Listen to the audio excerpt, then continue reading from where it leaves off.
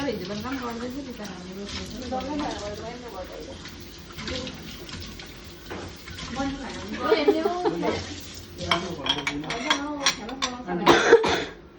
मलाई खिच्नु दिएन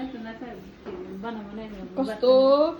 कस्तो मजाले भाडा मार्दैछ यो सिङ्गल केटी होइन कति राम्री छ होइन हेर है कात्ली न पात्ली परेको होइन